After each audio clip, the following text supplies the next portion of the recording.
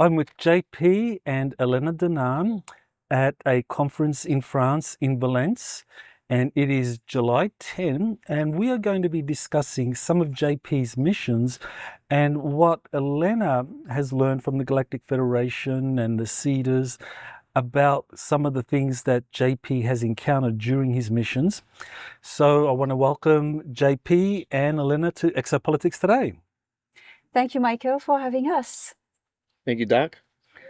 Well, let's begin with the Atlantic Space Ark, because that is something that you've been on 6 missions that you recall to the Atlantic Space Ark.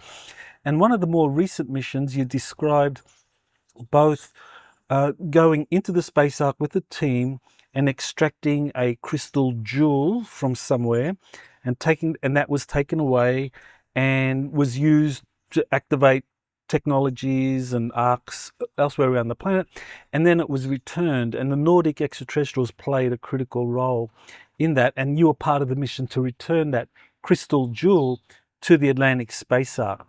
So you want to kind of add to that, elaborate on anything about that mission? You're listening to Exopolitics Today with Dr. Michael Salla, your source for the uncensored truth regarding the human, extraterrestrial, global, and political agenda. Click the like button and subscribe to this channel. And now, here's Dr. Michael Salla. It was a beautiful mission. The feelings I felt when we grabbed the jewel, it was like an emotional, you felt what the Ark felt. It's connected with the Ark, the jewel. So when you hold it, you feel a sensation of sadness and happiness. It's a mixture of feelings that you feel. Maybe feelings that we never experimented before. I'm sure other ETs have different types of feelings that we haven't experimented before or felt before. So it's a mixture of feelings that is a mixture of sadness, happiness, and some other feelings that I never felt before that just makes you cry and makes you happy. Sometimes it puts you in a position of, when you blink your eyes, you see like flashbacks of how the Ark was. So I'm sure that there is different types of jewels all over the place, of these types of jewels that I'm sure holds the consciousness, or not the energy of the Ark. And I think that's why they wanted to extract that particular jewel, to feel what the Ark was really feeling. And I remember you saying something also, that it was somehow attuned to the Earth's vibrations as well, and that you guys went through these feelings of, very joy but sadness. Mm-hmm. It was like you could feel the full extreme of emotions. We could feel the different emotions of the Ark. Yes, the frequency of how the Ark feels, where it's at, and who's been in control of the Arks. So it's like a type of memory or a frequency that captures time and space and makes you feel like that.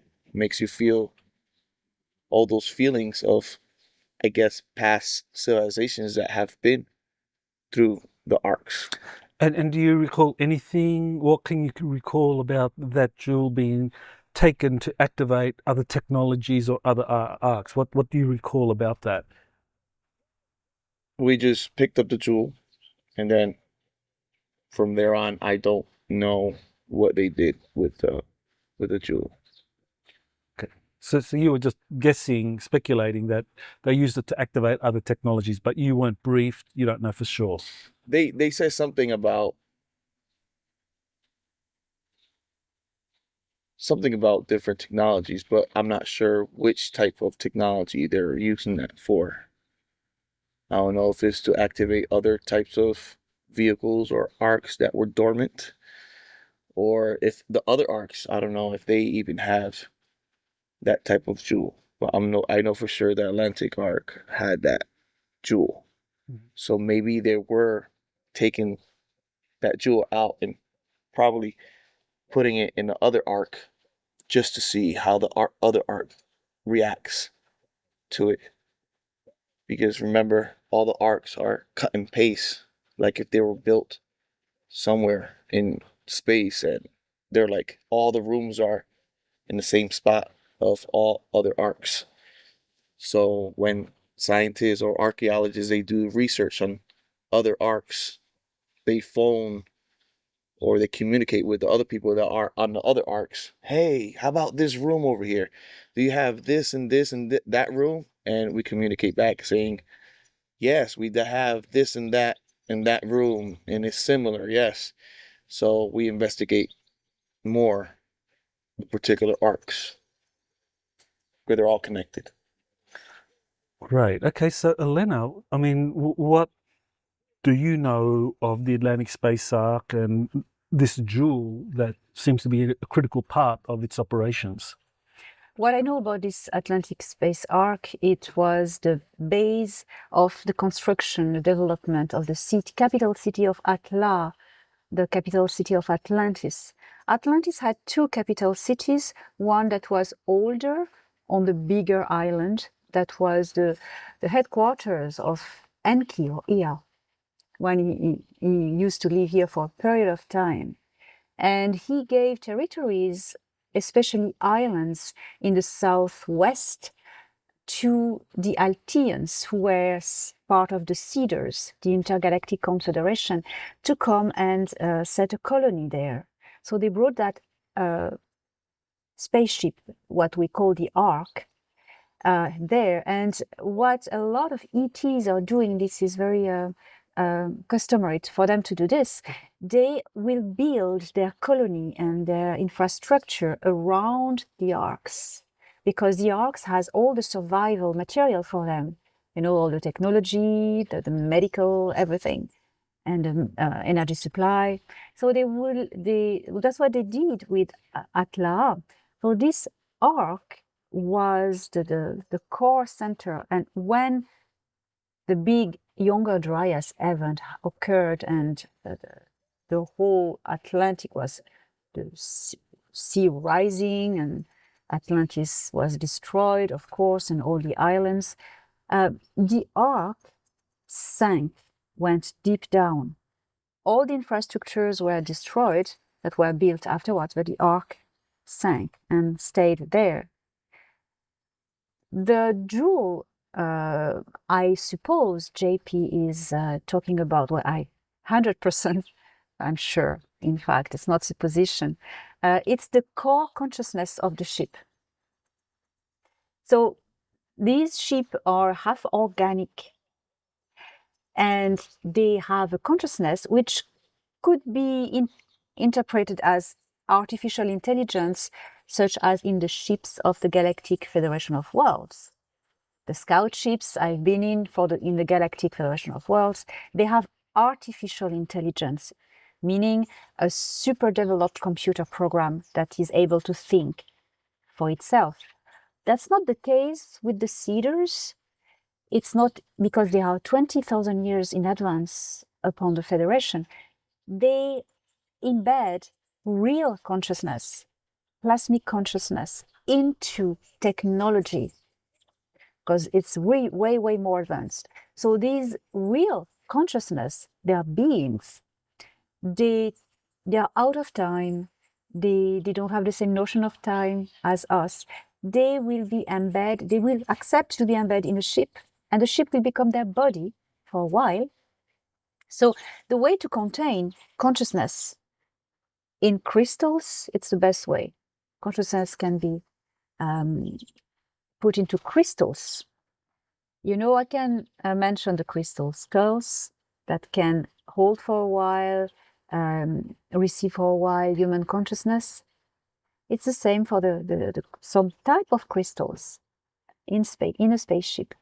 So I suppose that what JP is mentioning is that it was the consciousness of the ship. And removing this consciousness from the ship means you cannot work the technology anymore. The ship is dead. No matter how you try, no matter if you have the right DNA, it won't switch on. So it's a way of protecting the technology that is hidden in the Ark to take the core consciousness away. So then you cannot use the Ark. Where it has been taken, I do not have this information either.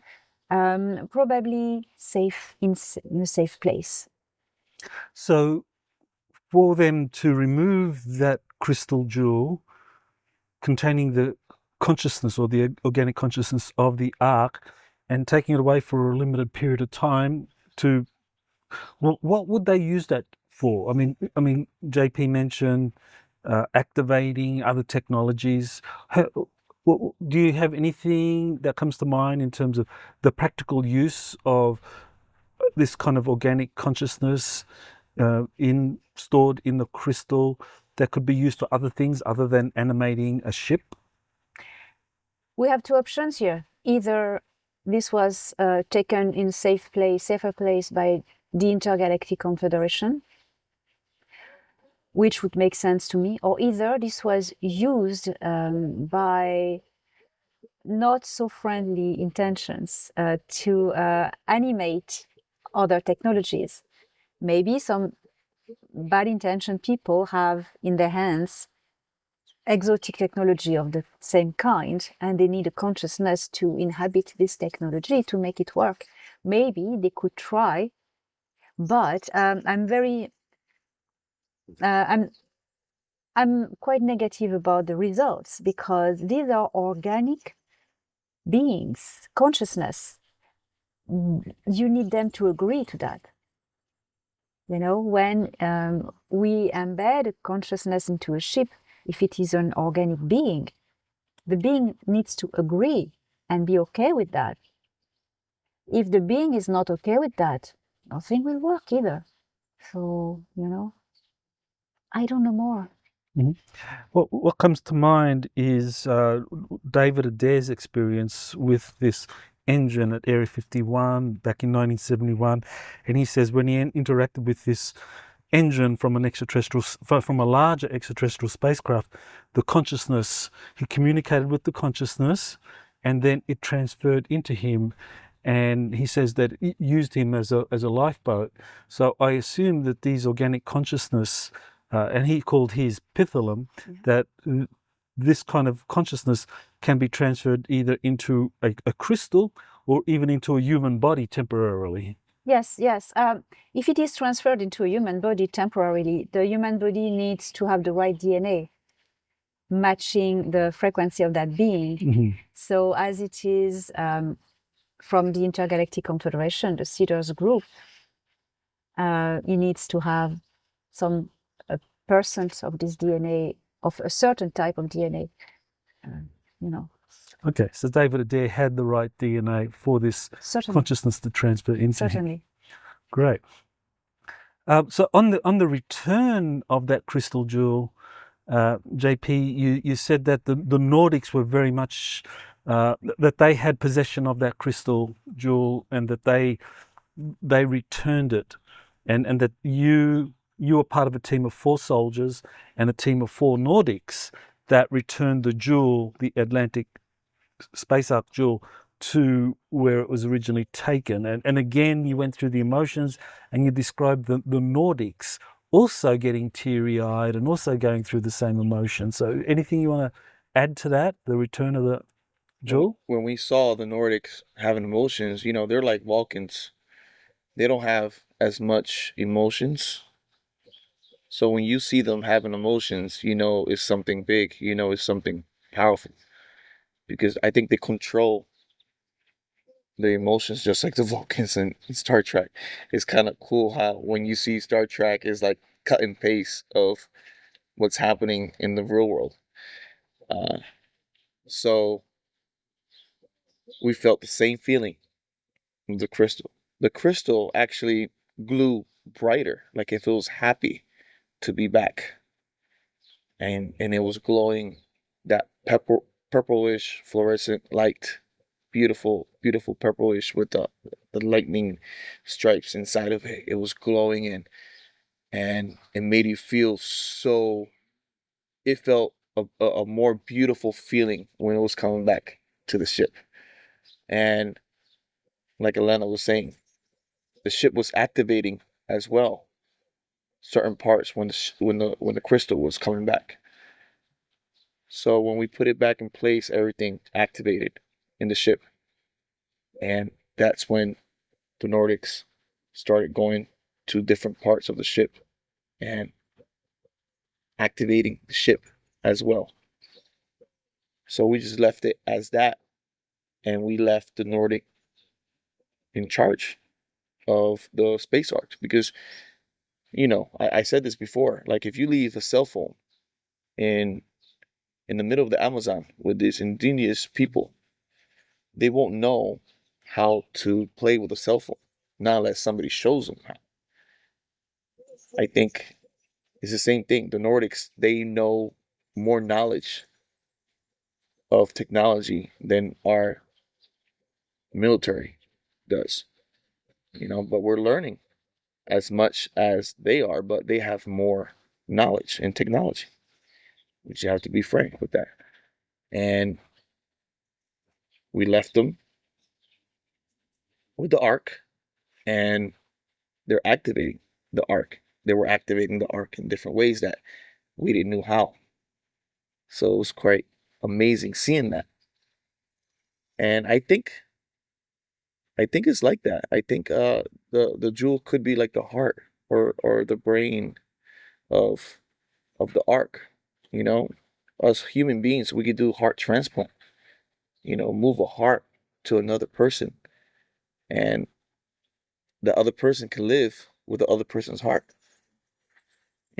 So I think the jewel has that capability of activating other stuff as well, or other arcs, because it's like a pineal gland of the ship, or the main consciousness of the ship, that could be like a heart, like when we do human transplant. You can move it to another body, and the other body activates and lives again because it has another heart. But knowing that the heart also has 40,000 neurons also that can also connect with the brain and share that same knowledge of where it was before. So it's quite interesting. So, Elena, Yeah. you want to elaborate on? May I comment? Please. So, JP, so the jewel that was taken from the ark, was it brought to another ark? I think they were bringing it to other places to activate. Okay, so that changes what I was thinking. So they were, I think the people, these Nordics, as you described them, they were Altians. It explains the fact that they were emotional because they were the original race who built Atla, who were linked to this ark. And there are, of course, other arks, as you describe, in the Atlantic or wherever else. And they use this consciousness to temporarily activate other arcs. So they weren't taking this jewel to another place to be safe, or it didn't fall in wrong hands at all to try to activate some technology, as I thought at first, as I said earlier. So yeah, so it's all good. It's all good. So these Nordics are the original part of the original Atlanteans, and so yeah, I want to comment that. Mm-hmm. And maybe it's good to just clarify, because you've said that the Cedars are 24 civilizations from other galaxies, but then they have seeding projects all over our galaxy, and Altea was one of the Cedar groups, but that also work with other extraterrestrial groups, and so this group that gained possession, they could have been maybe an Altean colony in, say, the Pleiades or something like that. Yeah. So they could have identified themselves as Pleiadians. Yeah, sure. Right. And that, I think that's important, that the Seeders are working with extraterrestrial civilizations from our galaxy. So there's 24 Seeder races, and each of those races might be working with, what, a dozen or maybe 50 or whatever civilizations in our entire galaxy. Yes, this exactly. Okay, that's important.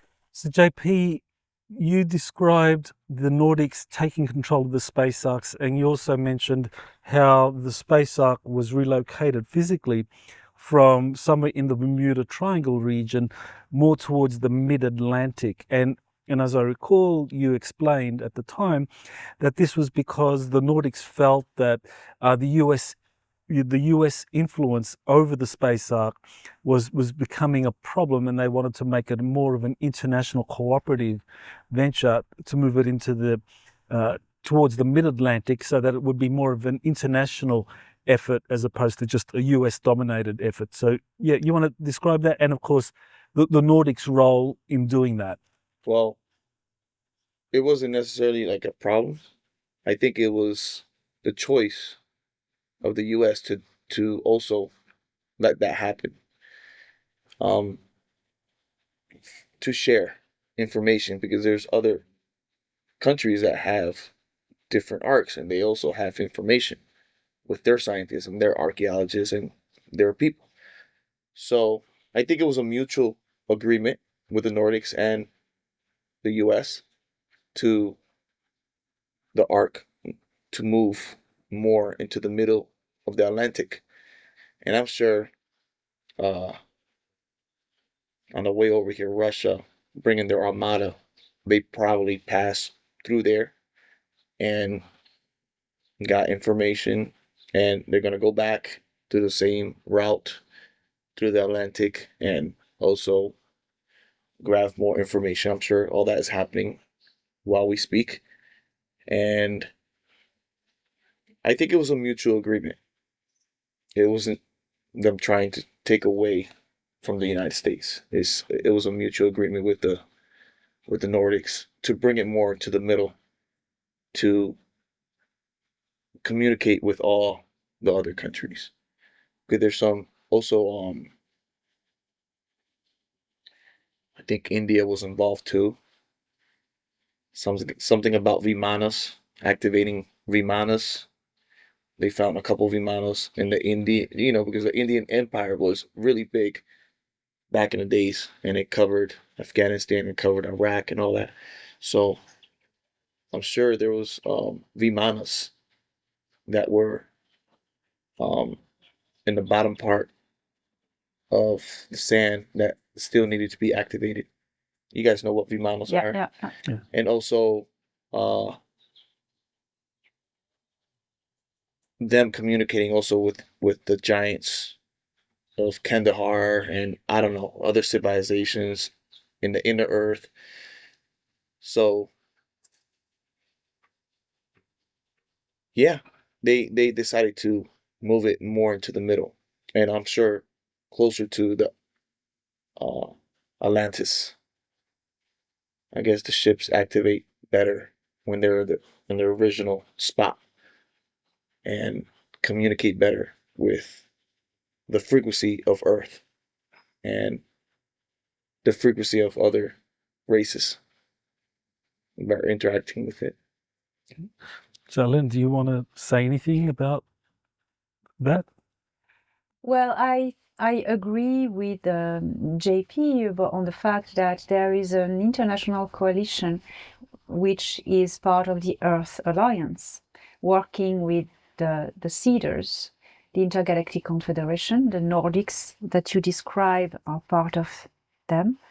And I think these ships that we're seeing, these military ships from Russia, that's it, coming to on the path of these arcs, are part of an exchange plan for maybe technology, because the Earth Alliance is aware of everything about these arcs and the technology. So I would agree that this is not negative at all to see all these warships in these areas. And I like the fact that you have,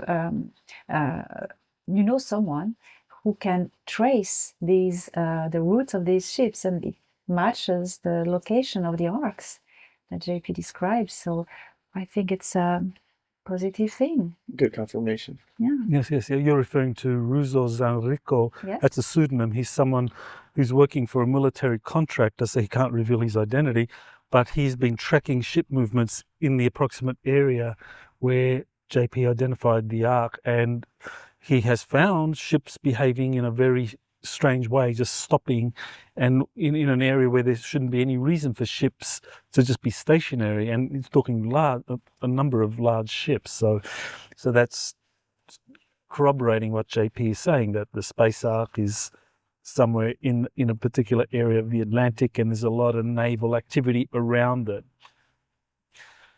I want to move on to another mission that you did, and that was the concerning Nordic assimilation, where you were part of a group of 4 soldiers, and you were met by 4 extraterrestrials that had arrived, and you described 4 of them as kind of each looking differently, but looking like extraterrestrials, and speaking in a way similar to extraterrestrials. And then you took them to a facility on this large military base, and they went into that facility, and they came out with completely, their hair was cut short, they had normal clothes, and they spoke differently, and they had passports and identity papers. So you want to just elaborate on that mission? In that mission, I was surprised when I saw the Nordics, right? And we took them to this facility, and when they came out, all changed up right there, then and now. I could see that they can be among us. They can be disguised to be walking anywhere, and they can be different in every place that you look. We could be looking at a Nordic right now somewhere in the event, and we won't know it because their facial structure changes to our structure. The Nordics, they're more like square and more, you could tell the structure of the face when you see them, that they're not from here. Their eyes are different. So when they came out looking different, we were like, dang, that's crazy. Like, wow, I can't believe that. And I'm sure it's not just the Nordics, it's other ET races that are probably walking among us, and they learn the language. They're so fast in learning the language, and the accent, they pick it up like really fast. Remember, they activate more part of the brain that we activate, so they can capture. They're like sponges. They can capture it like really fast. Well, we do 20% of our brain, Yeah, not even. or something like that. They probably use like 80. They know how to use 80% of their brain. So they capture accent easily. They capture movements, gesture of what race they choose. And it's amazing. It's amazing when you see that. And even I think they put like a little bit of, fillers or Botox or something to make them look like more like us. And they're like regular people. They come out like regular people, talking like us, outgoing. They're more communicative type of people. They like to connect people with other people. That's what type person they are. So outgoing person. They like to ask questions. They like to talk to you. They like to learn about different types of technology. They pick up on computer stuff really fast. They pick up on different types of technology really fast. They know how to do coding. They're really good with numbers. Music, they're really good with music, because music is considered a language as well, so they pick it up. So people use the same part of the brain for music, for language. So I guess they know how to do music as well. It's amazing. It's amazing when you see that. It for me, it was like, wow, we do have to be, vigilant, because if they could do that, the black hats can do that as well. So we're like, wow, we don't know who's walking among us. So I went to New York and I went to Times Square, and I was looking at so many people walking around, and I thought to myself, wow, how many ETs are walking around right now among us in Times Square? You see so many faces, so many different type of people in New York or in a populated area that you never know who's around and who can approach you. You mentioned identity papers as well. Yeah, they have all that. Identity paper, they come out with passports, they come out with IDs. It's like everything is done there in that particular building. I guess they do it so fast. Like, it was fast the way they did it. It kind of like, wow. They go by the departments really fast. And they come out ready to go. So this is like an official assimilation program, just like that was kind of depicted in the Men in Black movie. Yeah. Yeah. Exactly. So, Elena, what do you know about this? I mean, does the Galactic Federation involved in something like this? Or are there other groups doing this? Yes, that's the Galactic Federation of Worlds. That's the Earth Alliance program of assimilation of Galactic Federation of Worlds personnel. These ETs that you describe, I was listening to you and I'm thinking, JP is describing exactly Thorhan's human race. Physical characteristics, the character, the personality. You described totally my friend Silla, who is a pilot in the Galactic Federation of Worlds and who has long hair, high cheekbones, and he has this personality of always being curious and sociable and interested. And it's them, the Ahil. And the eyes are different, as you described. They are wider and they have kind of a blue metallic light in them. And there's this program of revamping. They do that with not all the personnel of the Federation to enter the Earth Alliance work, as infiltrated agent in society. Because Thorhan really disclosed and confirmed recently that there is a program of infiltration that is very big, very big. So they don't do that with all the personnel, because some personnel, such as the Alpha Centaurians, don't need revamping. They look like humans, and you can't tell the difference. But some human races, such as indeed the Ahil Pleiadians, they need revamping, because you see that they have high cheekbones, very square bone structure, and you can tell they're different. So it all matches, yes. I first came across this when reading Howard Menger's contact stories from the 1950s, and he described how he helped these extraterrestrials assimilate, that they would come in, long hair, and he would cut the hair. He would help them learn the American colloquialisms so they could fit in, that he would get identity papers, driver's licenses and all of that for them. He would help them. So, but of course that was all done informally. That was just, and that was in the 1950s. Since that time, I mean, the government, the US government, has developed an official program to kind of supplement or take over that kind of spontaneous ad hoc assimilation, which is interesting. I also want people to understand that it's not just males. It's males and females doing these. I had somebody asking me, oh, you only talk about males. But when I talk Nordics, I'm talking about male and female that are going through these processes and in these types of missions. I want to comment also on the languages. They have a way of learning languages by downloading the language in some parts of their brain. That's why they're so fast. So you, in 2018, you described an incident where you were living in Orlando and a flying saucer landed and a Nordic came out with crew cut hair. His hair was crew cut.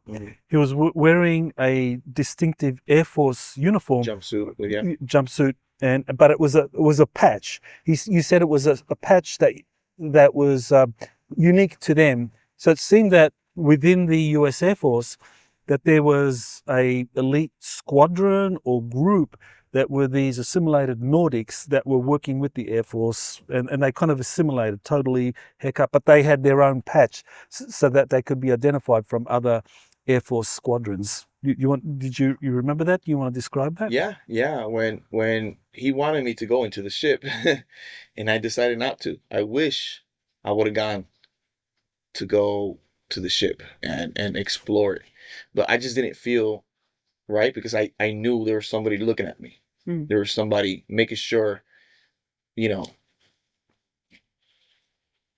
didn't want nobody to get hurt. So I was being followed, so I did not want to do that.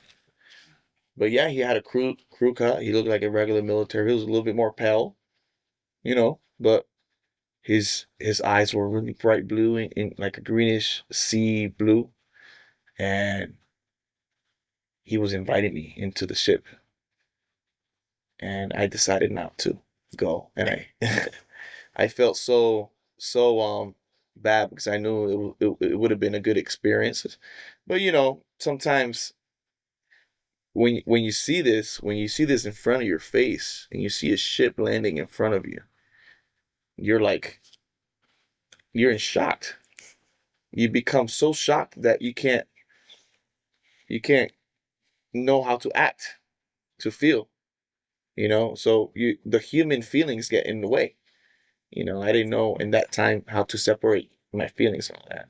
But I had another incident when they invited me inside a ship to drink that blue liquid, and I went right away. I took that chance and I did it. That was a later mission. A later mission.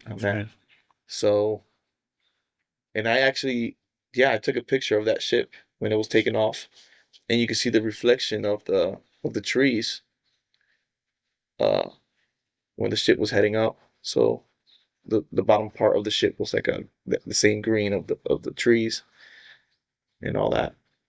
Yeah, and we released those photos. You took several photos, and we released them on exopolitics.org. We released those photos back in the day, so people can still go and watch the little video I made of the photos.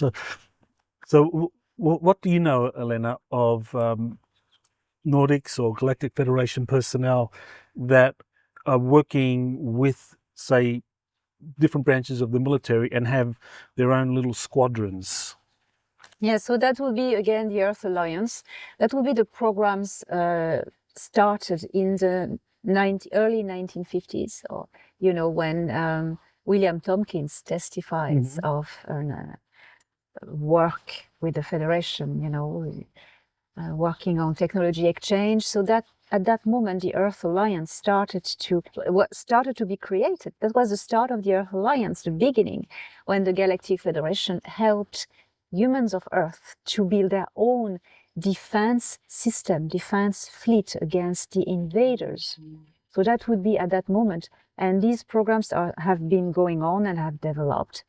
And there are personnel of the Galactic Federation of Worlds sent to Earth on some particular missions or jobs. It can be many years job in some organizations. They're working with the US Navy. That's for sure, since the beginning. And I know that other parts of the American military, such as the US Air Force, has joined the Earth Alliance. But what Thoran told me once about the Air Force, US Air Force, is that it's very parted. There are black programs as well in the US Air Force, but there are also cells. There is actually one cell that is working with the Alliance. So sometimes you're talking about the Air Force, but you don't know which camp you are talking about, you know. So what JP describes, it's absolutely totally the work of the Earth Alliance Corporation. Right. You've described being on at least 4 missions to underground ant kingdoms where you've seen the ant people, and your first mission you described seeing a sarcophagus with a giant inside that was being protected and kind of worshipped by the ant people, and that he was a king, right? So, but he was in some kind of stasis, and you didn't know who the name was. You actually, part of your mission was to find out who that was. Later on, I was with Elena, and we got information from the Galactic Federation that this was Ningish Zira, a Sumerian, an Anunnaki scientist that had stayed behind for a time when the Cedars would return, when Ea would return, and that he would awaken and share the knowledge. The ancient knowledge, and he was the kind of sacred protector of trees and plants. He was an alchemist, a master alchemist. Now, you described one of your missions described going to an underground ant kingdom where there was a king, and you met the king, and he talked to you, and they were very interested in the Arks. And then in your kind of last mission, you described when you went there, that the ant king had died, and the ant people had left, and all that were left in that area were humans, and the ant people had gone to another realm with the king who had awakened, or the giant who had awakened. So you want to elaborate on that? When we went and started going to the other realm, it was a big walkthrough that you can go to, that I was feeling kind of dizzy and not sick, but like I was not feeling right to go. And I think I was not ready to do that particular mission. But they wanted me to do it. It's similar to the feeling I felt when I was just overwhelmed of what I was seeing. My emotions were getting involved in the situation. So I did not really want to go through it because I didn't know what I was going to feel or what was going to happen to me. See, my body is going through a lot of changes, health wise. So me personally, I didn't want to put more pressure on my body to go through these experiences and to go through these different realms, if you want to call it that, because when you go through these different realms, everything moves different. Like you see, similar when the Chinese were behind the Indians, the Mexican Indians, you could see like time move differently. So right there, and there, just for people who don't know, you're referring to one of the earliest Adanic space arc missions where there was a group of Aztec Indians that were singing and chanting a Kuriamate, walking into the Ark, and the Chinese soldiers that were there tried to follow them, but they kind of like got stuck in molasses because there was a temporal effect, and you can only get through that by raising your frequency like the Aztec Indian. So I was feeling this temporal effect there in that different realm. And I did not want to go through that because of my health issues that I'm beginning to have. So I decided not to do it. So they gave me the drinks, they gave me everything to prepare my body for the trip, and I decided not to do it. I decided to go back, take me back, and they were okay with that. They were okay. So next time you come, you'll be ready, right? It's like, yes, I'll be ready. I'll be ready physically and mentally ready. do these types of missions. Okay, so before we kind of like address the awakening of the giant and the role he had in replacing the Ant King who had died, I just wanted to get Elena's feedback on the kind of the toll on the human body when you're doing these kinds of missions. Because because people think, well, JP, well, you're doing incredible missions. I wish I could be part of that, and it would be so fantastic. You must be in top health, but it's actually the opposite. You want to explain? Yes. People notice I've lost weight. It's very straining on the body. I'm not going in the undergrounds in the inner earth, but I'm going to space as well, like you, JP. And it's very straining on the body. It's physical, and it's also emotional and nervous, because you change environment. You are either teleported, as I'm teleportation is straining on the body. You don't feel really well afterwards. You need to recover, because I'm not really used yet to it, even if I'm teleported regularly. Changing also frequency. When you go to inner earth, you go into a different frequency. And this also is very difficult on the body. You can feel dizzy, you can feel weird and very tired afterwards. You need to recover. You change, when you go to space, you change electromagnetic field. These bodies we occupy are made in Earth, made on Earth. We have the minerals of the Earth, the fluids of the Earth, the water of the Earth. Everything that composes this body is fabricated on Earth. So we are in tune with this planet. The heartbeat beats in resonance with the Schumann resonance. When you get out of the magnetic field of the Earth, the heart panics, because there's no more resonance matching. So you're on your own, and the body just is stressed, goes into a shock, a stress. What magnetic field should I tune in? So of course, magnetic field of the ship, if you are in an ET ship. But it's straining. At one point I've developed heart problems that were fixed by them, but it's very very straining. So not everyone can do it. JP is a strong military man with military training. I'm not. So it takes a physical toll. Yes, it's very hard. And this training helped me out a lot, in the military. Maybe that's why they decided to put me in the military, to do these types of training, because I wasn't exercising every day in the beginning when I was doing these missions. I wasn't eating right. So going through the military and going basic training, I guess, trained my body to eat right, to work out every day. It's part of our daily life. Military life is working out every day. I wasn't doing that, but with being in the military, I was doing that. So I was physically and mentally, my body was physically good to withstand these strains of the missions.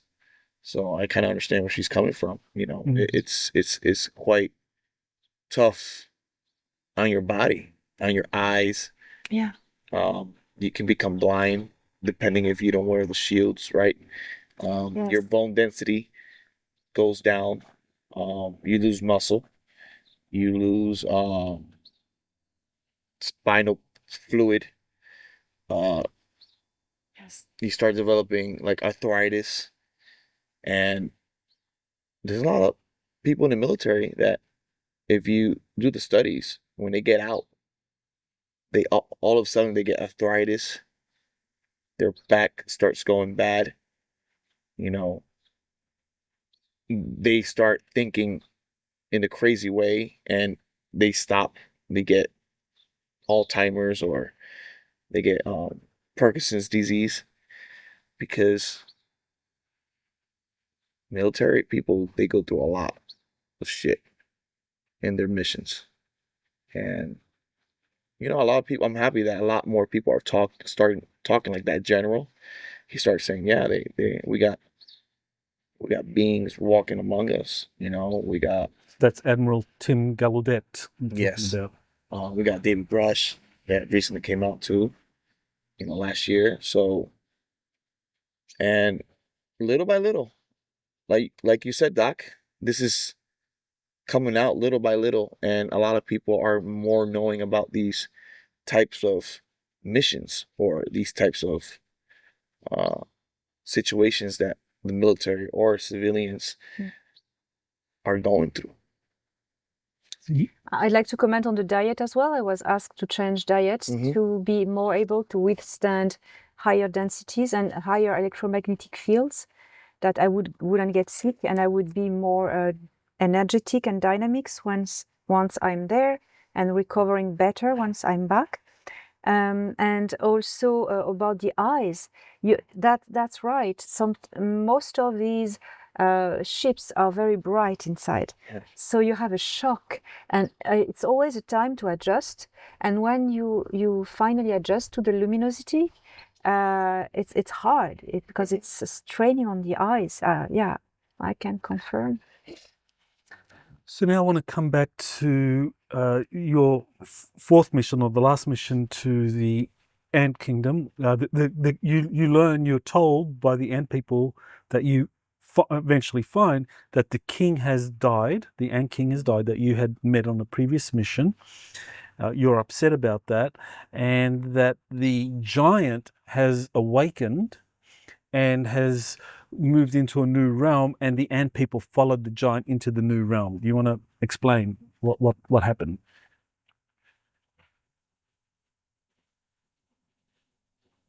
Quantum physics. When there's two particles in two places at once, is similar to these different realms. When you visit these realms, you still leave like a part of yourself back in the other realm. It's like when you look yourself at the mirror. It's an analogy. When you look yourself in the mirror, you see yourself, right? But you see yourself in a different space, different realm. So it feels kind of weird when you try to enter into this different realm. See, I did not go completely. Remember, I came back out because I didn't want to experience that. Because that takes a lot of toll on your body, and I'm sure they wanted me to go through it to bring back information for the military. But I decided not to. Maybe later on I will go through this mission not being in the military and do a nice update, because the way I felt was always welcome to be there. But you maybe want to just explain how you were told by the ant people that their king had died, and that the giant had awakened and had taken the ant people to a new realm. They were telling me, like, a telepathic way, that the Ant King died. And it was a sad situation for me, because I personally talked to him. I remember talking to this king.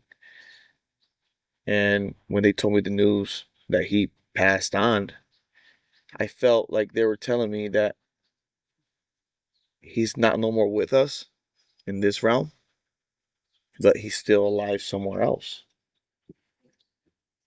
So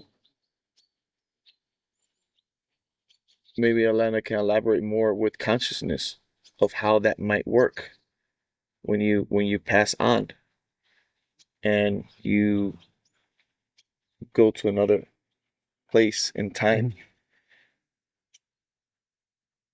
And the way they were telling me, the ant people, that the other king was awakened and that he was in charge, that he was working already on doing different things in the other realm.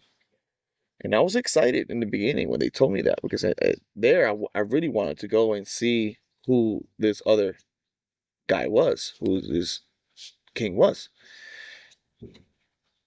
And he has awoken.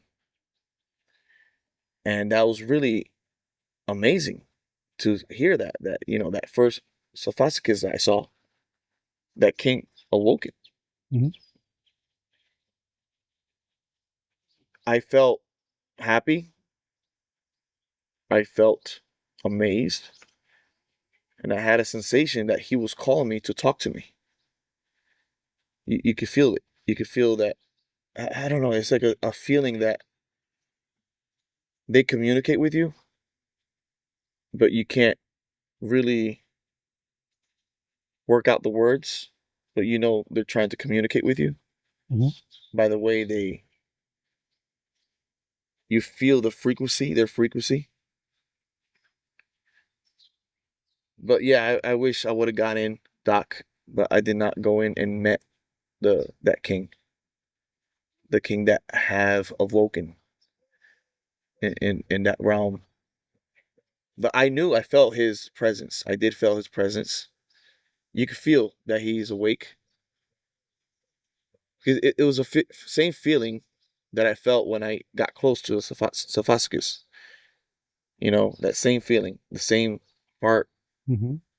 vibration that you could feel. So you knew that he was awake and he was alive, and walking around in that particular realm. So what do you say to all of that, Elena? What I think JP describes is a shift in a higher frequency. The inner earth people live on several different layers of frequencies. As you go towards the center of the planet, the frequency becomes higher. So when there's a danger, they can just go deeper into this higher frequency. And they can either go there, shift physically. We know there are frequency gates you can pass through, or either they can shift their consciousness to other bodies there. So they would seem to die in the first place and transfer their consciousness and awaken in another place. They can do that as well. And regarding the giant, his soul, his being is an Anunnaki, Anunnaki.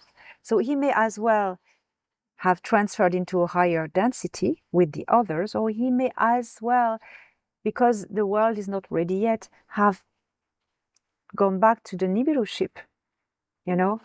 We can say that's the possibilities. Mm-hmm.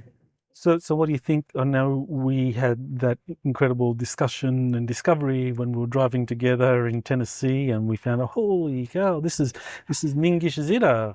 You want to maybe explain that? Okay, let's remind this little episode. Yes, JP was telling his first encounter with this sleeping giant and this tree dripping liquid that was like a fountain of youth, and that was an amazing story. And we were driving the car, and I said, "Oh, I'm gonna ask Thorhan if he knows about this giant," and he said, "Yes, it's an Anunnaki or Anunnaki Anunnaki soul that was part of one of the 7 scientists of Enki scientists, which now we know under the name the 7 Apkallu, Sumerian name, the Apkallu. Anyways, and he says, yes, his name was, and he says something, I had so much difficulty to transcribe it. I told you, he says something like Ningishta, Ningishza, Ningishza, something like this. Ningishziza. So Ningishzida, maybe. This was difficult. And we went back. I went back to the hotel, and I made some research on internet, and you did as well on your site. And we just contact each other. Oh my goodness! We found out Ningish Zida, one of the 7 Apkallu, who is the Lord of the Good Tree. Ningish Zida means the Lord of the Good Tree. Which tree? The tree of life and of the underground waters. Mm-hmm. And he is also Quetzalcoatl and Jehuti of Thoth. That was a wow moment we'll never forget. Yes, that was really quite amazing. And JP, you also described, not that you did a mission, but you were given information that another one of these giants had been found. I believe it was in the city of the remains of the ancient city of Nippur, and we got information that this was actually another Anunnaki scientist, Mhm. June or Aruna, who was actually the chief Anunnaki engineer of the space fleet. And Wow. so you want to maybe just explain that information, how you got that information that another sleeping giant had been found in this ancient area of Iraq called Nippur. The way I got that information is because when we were visiting the realm of the ant people, I noticed that every giant has their own army, and they have their own soldiers protecting that realm, protecting that place. So when I heard about that sleeping giant over there, and also that they have a sleeping army that awakens when it's disturbed. If somebody disturbs the realm where the sleeping giant is, the army will awaken. What army? I don't know what type of species or underground civilization is this. But as we know, there's different types of inner civilizations. We got the ant people, we got human beings that look like us, and around the world, different types of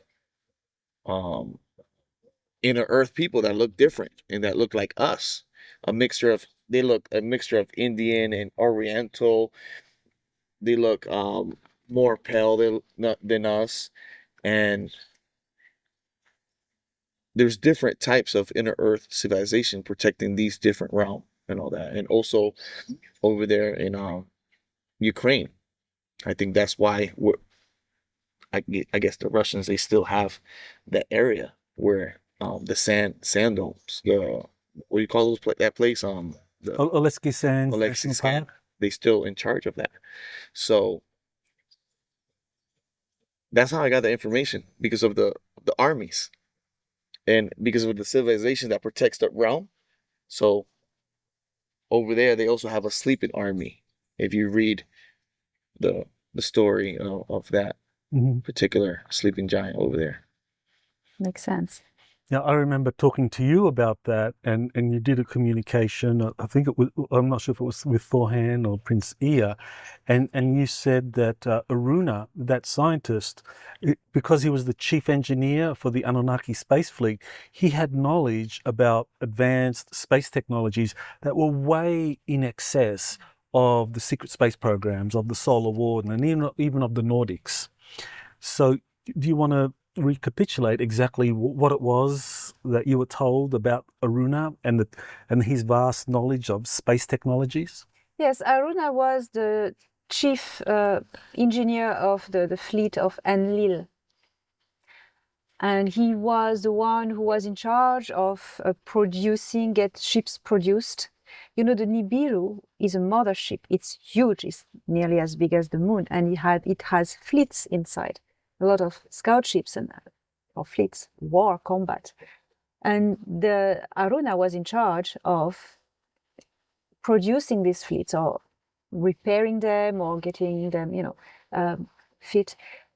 And he would also manage the can say the astroport, the port ship for the ships in Nippur, in the area of Nippur, because Nippur was the headquarters of Enlil. And Aruna was his chief of fleets, I would say. I don't know how to translate this. Chief engineer. Chief engineer. And what is quite impressive is that when I got this information, we always do research when you get information. And I think it's you who found out that there was in India an Aruna who was chief charioteer, a god, then Aruna, chief charioteer of the gods. Correct, yes. Right. So there's an allusion there to this ancient mythical figure who was, exactly playing this role. Wow. And what is very important is that Aruna switched sides. Mm-hmm. He went on Enki's side at one point, and he joined his followers. Yes. Well, that's kind of like a testament to, I guess, the character of the Anunnaki as a civilization, that there was this ability for leading figures. Because I think Ningishzira, as I recall, was he a son of Enlil or somehow closely associated, blood kin of Enlil? He was his mentor. He was older than Ea. Ningishzira was older than Ea. I got confused. Aruna. Yes, Aruna. Wasn't he a son of Enlil, or somehow it was related to him? It was related, and that they could shift allegiances. So there was this fluidity in Anunnaki society, which is very interesting. Like humans, you know. I think the animals are excited. You guys talking about this? We hear the cicada. Yes. I don't know if the audience hears them. Okay, so this is the last topic because we do want to keep it short. So your most recent mission happened on July 4 of this year, 2024, and you described going to a facility, a medical facility on a military base, and you were met by 3 other soldiers, and at first they didn't know you. And they thought, well, who is this guy? Who's this stranger? And they were very dismissive of you, saying, how come this guy's with us? And he shouldn't be here. We're trained to do these kinds of missions. Apparently it was something to do with an upcoming mission to Saturn. And that then all 4 of you went into this medical facility, and there was a table and you had to place your palm on it. So why don't you explain what happened? So yeah, we got this update. This update is going to be number 35.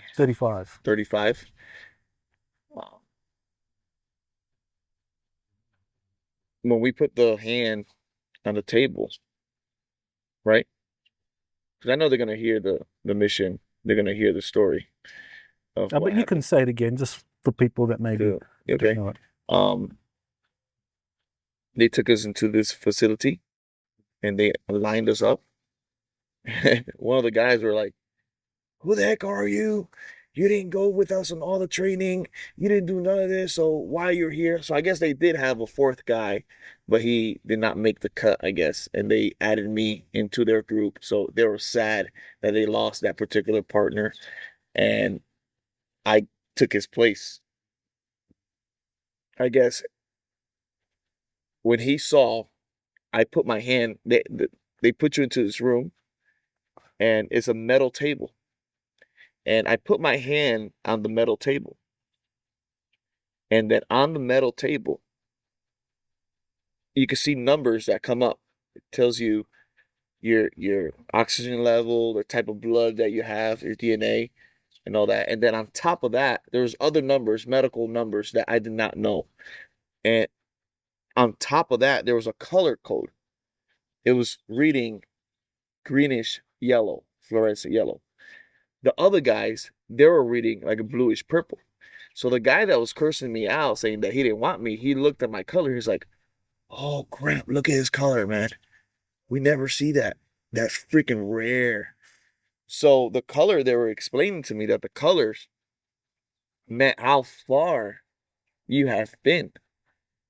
And the green meant that I've been out from the solar system. That's how far I've been. The bluish purple meant like as close as Jupiter and all that, but the green means way farther, to like a farther place. So when they saw that, they started respecting me a little bit more, treating me better and all that. And they're like, whoa, we can't believe we saw that color. That's really rare. And sorry, man, dude, I'm sorry. So they treat me in a different way. And they told me that when I came back, the guy that gives me the green light, he says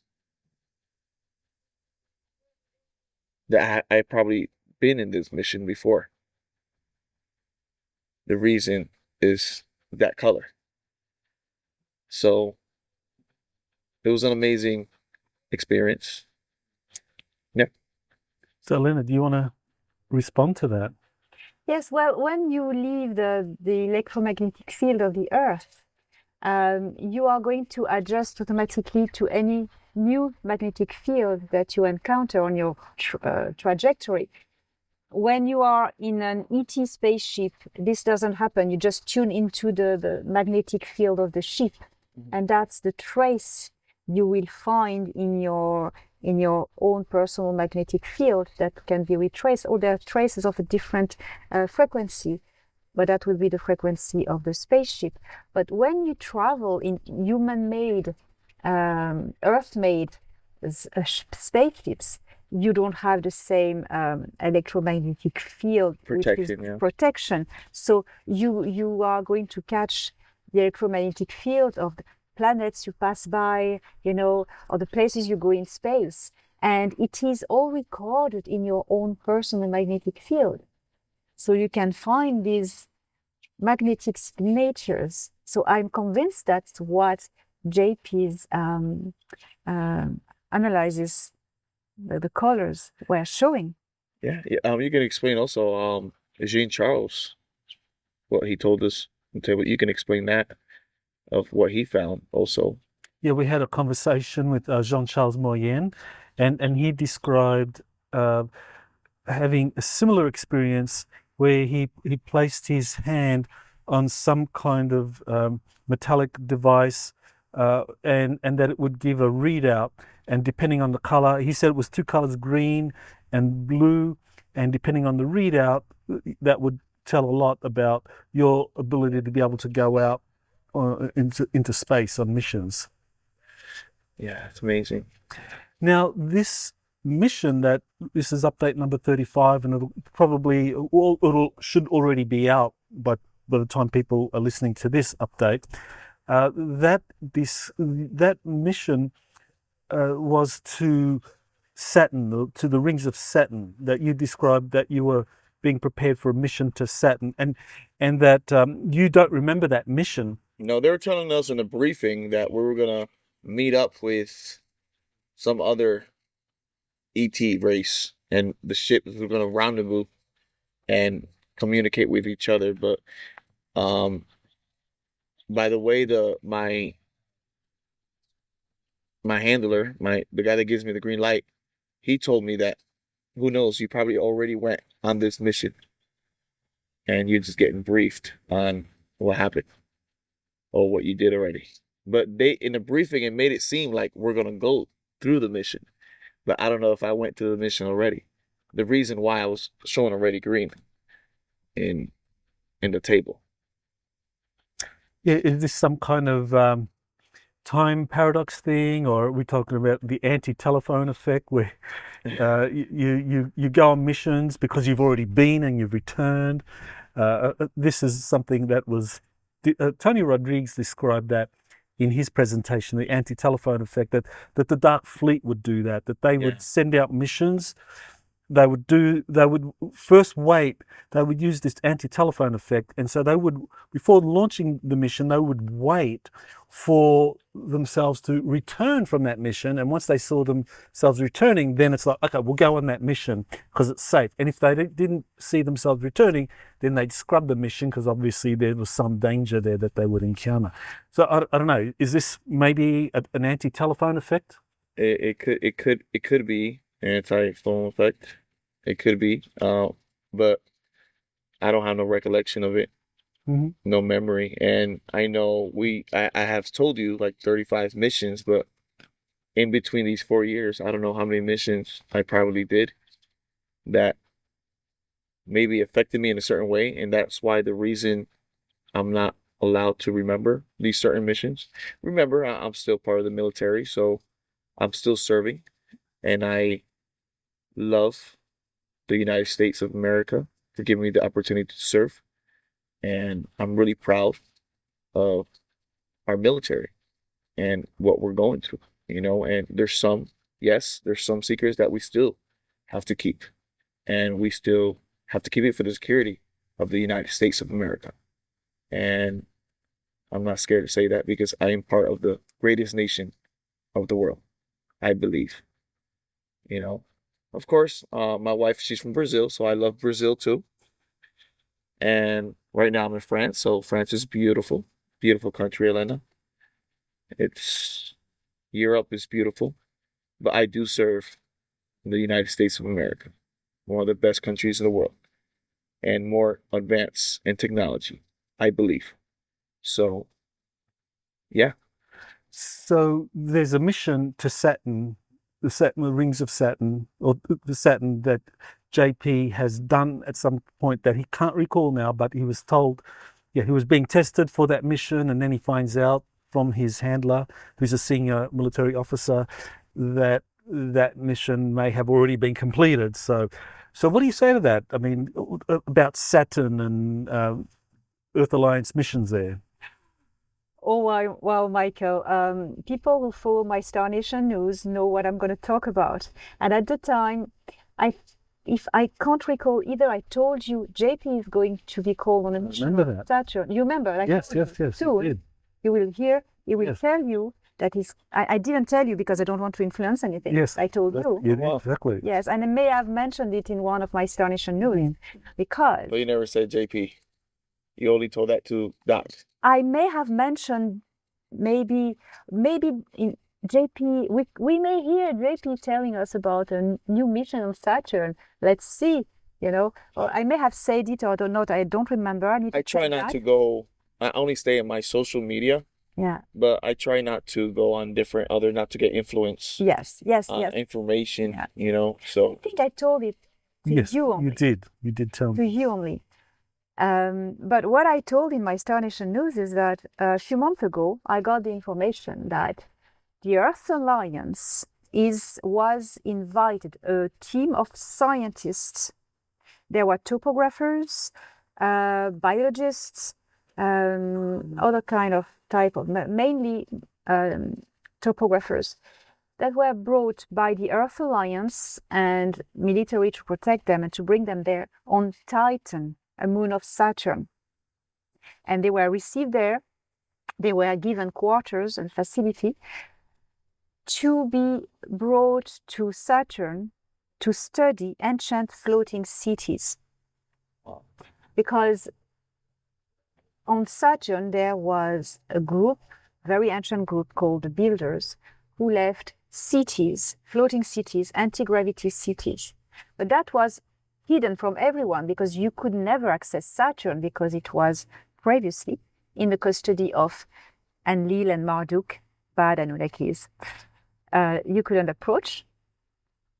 So recently, these bad Anunnakis have been expelled from our star system, and Enki, or Ea, came back in September 2021, gave back the keys. He said, okay, on behalf of the Anunnaki Empire, I am giving back the custody of Saturn to the Earth Alliance, because Earth is the more advanced indigenous civilization in this system. And then Saturn was open to visit to the Earth Alliance. And they saw these cities.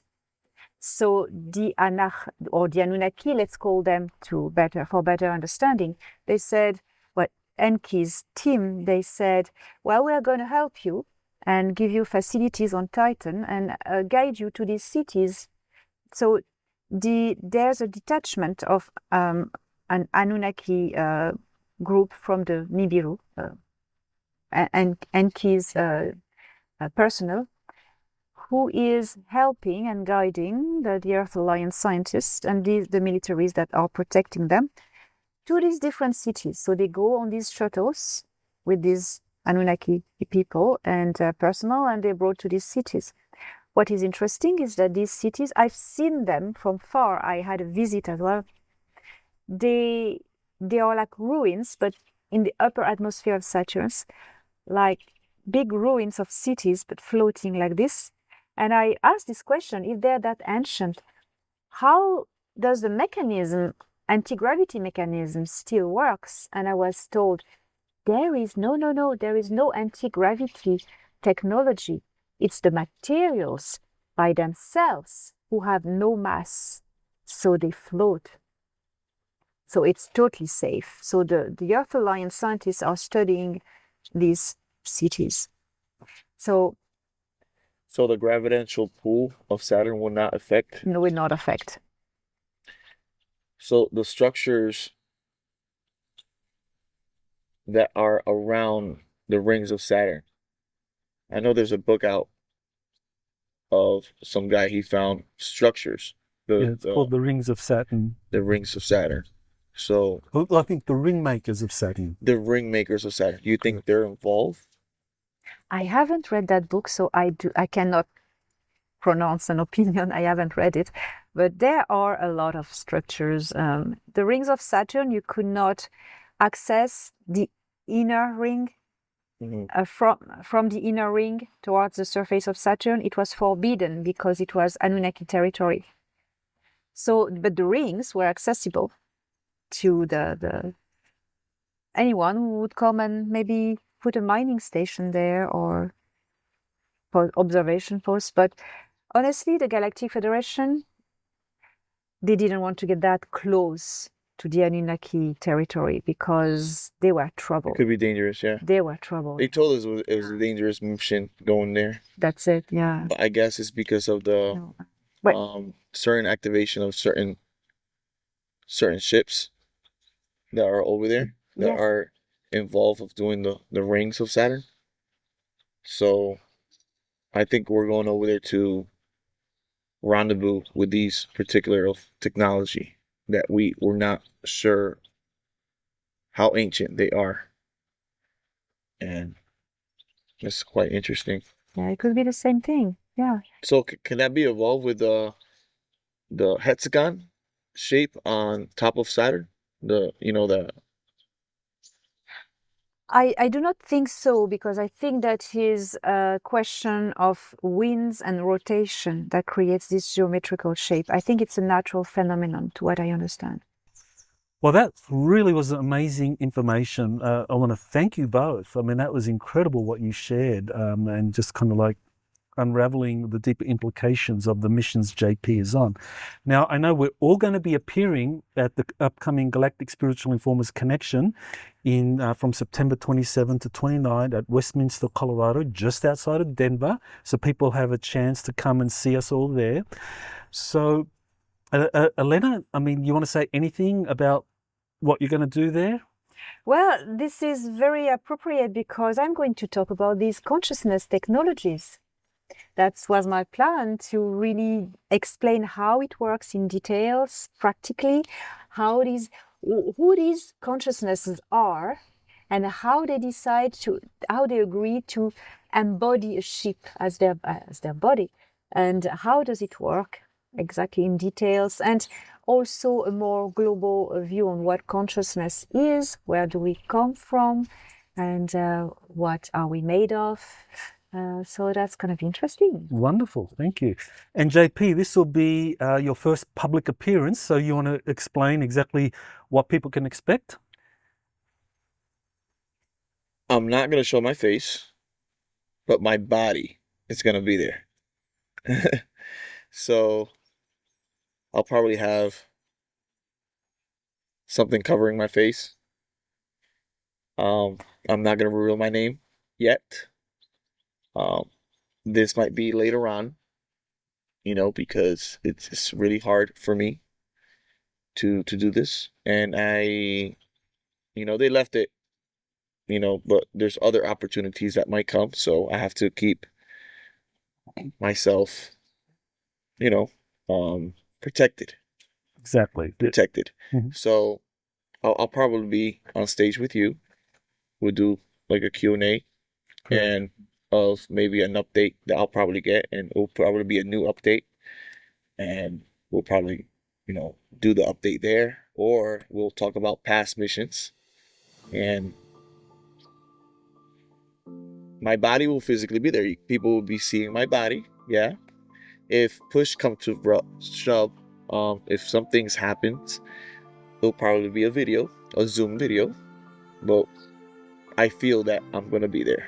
Okay. So in some way you'll be presenting and people will see something, or in the worst case scenario, it might have to be through Zoom if there's some contingency that we don't know. Yes. If there's a worst case scenario, I'll still be there, but through video. But most likely, I'll be there in person with you, sitting down on stage with a beautiful helmet or Okay. or right. something that looks, I guess, Maybe the helmet you have to wear when you're on Ganymede or something. Something similar to that. So that's great. Well, that's cool. And I will be, as you said, on stage with you, helping with the Q&A and bringing up past missions. And I'll be doing my own presentation as well, and that'll be giving people an update on the latest developments with disclosure, what the official process is, what they can expect, because a lot is happening officially behind the scenes. So again, I want to thank you both, and you can for the GSIC conference, you can just go to Galactic Spiritual Informers.com. Yes. And again, thank you both. This has been a wonderful conversation, and I look forward to seeing you both in Denver, Colorado in September. Thank you, Michael. Akuria mate. Akuria mate. You have been listening to Exopolitics today with Dr. Michael Salla. Please remember to like, share, and subscribe to this channel. Join or start a conversation in the comments. Take the time to explore the vast library of best-selling books, webinars, and podcasts by Dr. Salla. Visit exopoliticstoday.com.